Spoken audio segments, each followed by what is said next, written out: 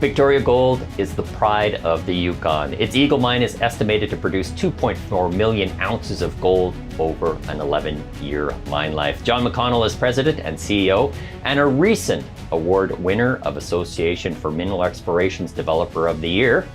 John, congratulations and welcome back to Kitco. Great, thank you very much, and thanks for acknowledging the award. It's always nice to be recognized by your peers for your efforts. John, bring us up to date with the mine. Yeah, so Eagle is a large open pit heap leach operation. We're currently ramping up to 200,000 ounces per year. But we have plans now to make a few modifications that we're pretty confident will take us to 250,000 ounces per year by 2023. And, you mentioned an 11-year mine life. We've done some drilling at depth and are also with higher gold prices and, changing economics. We think we can probably add another 10 years to the Eagle mine life by going deeper. I think some of those improvements, increasing production, increasing mine life, are kind of tied in with your Project 250, John? That's correct. Yeah, it's just an internal name. We gave it probably about a year ago. I challenged the guys to start, now that we were up and running, start thinking about how we optimize things and increase production. I mentioned that the mine really kick-started the resource sector in the Yukon during your first pour about 2.5 years ago, John. Can you tell us about stakeholder relations in the Yukon and around your community? Yeah, there's always naysayers in the mining area, but I think we've won over the hearts and minds of most Yukoners. 50% of our employees are Yukoners. Certainly where we can, we buy goods and services in the Yukon. We employ a lot of contractors from the Yukon. So I would say stakeholder relations are very good. And then, of course, you include the First Nation in that. 25% of our employees are Indigenous people. So I don't think there's many mining operations across the country that have those kinds of stats, and we're very proud of that.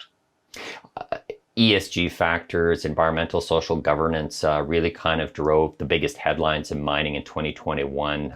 You just saw that there was so much action, mergers and acquisitions in Canada, where the major seniors were coming on. And then I also noticed that there was some really big moves in the Yukon as well as in northern British Columbia to the south of you. Yeah, no, certainly it's busy. You talk to any junior and they're waiting 6 months for assay results. So that gives you a sense for how things, and I think it's right across Western Canada and maybe all of Canada for all I know, but higher gold prices result in more exploration. So I've been happy to follow the Victoria story.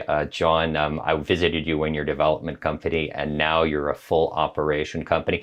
Tell us about the leadership team. Tell us about yourself and who's running Victoria Gold. Yeah, no, we've got a team of people, but most of them have been with me for more than 10 years.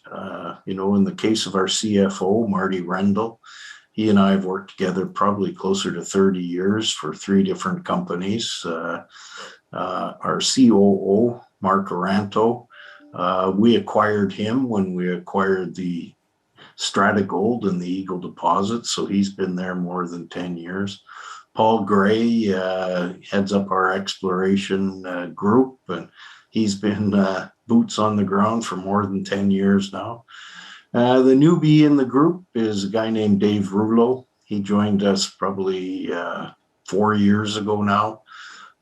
Dave's background is big scale open pit mining, and he's been a great addition to the team and has really pulled the operation together, especially when you consider we were ramping up during a pandemic, which presented a whole nother level of challenges. There was a real kickstart and there's real optimism when you did your first pour at Victoria Gold, but it's also having an impact on the district around you. So I noticed talking to some of your neighbors, they do mention the infrastructure into the area. They just noticed that it's developing in a nice district. Maybe you could just talk about the wider area and some of your neighbors, John. Yeah, I mean, there is great infrastructure.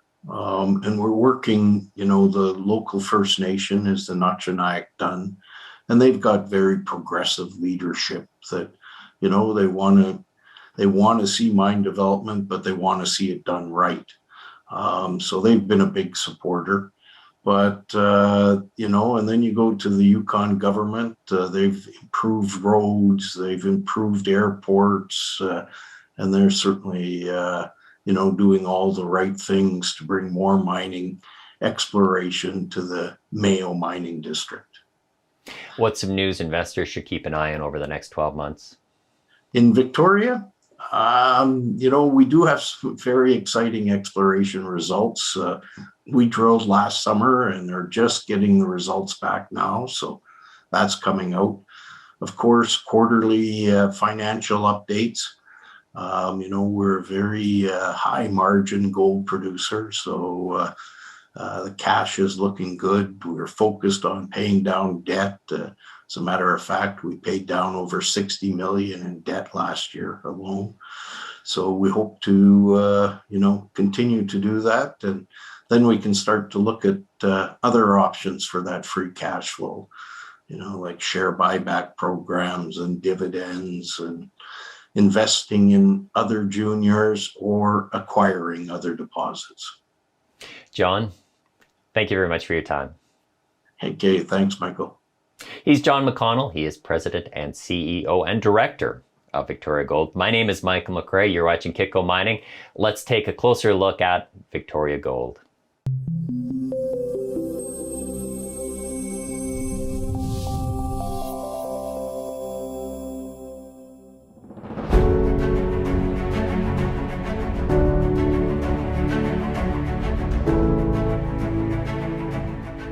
Hello, my name is John Mcconnell, and I am the President and CEO of Victoria Gold.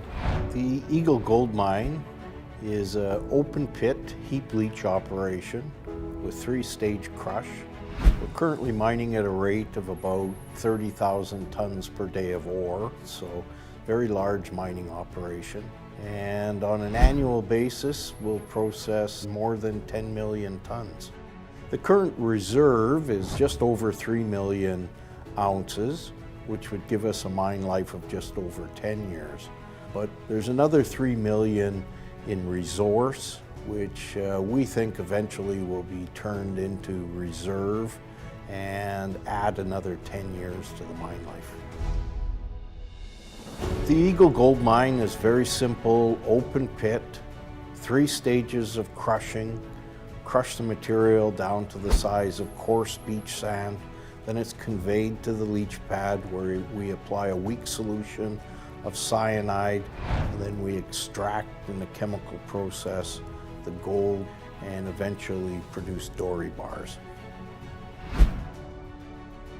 Victoria's exploration pipeline starts with Eagle. We're looking at extensions at depth.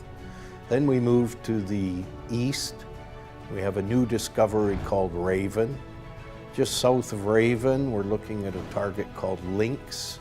It's been explored in the past, but we're now applying what we've learned at Eagle and at Raven to this, the Lynx target, and are having good success.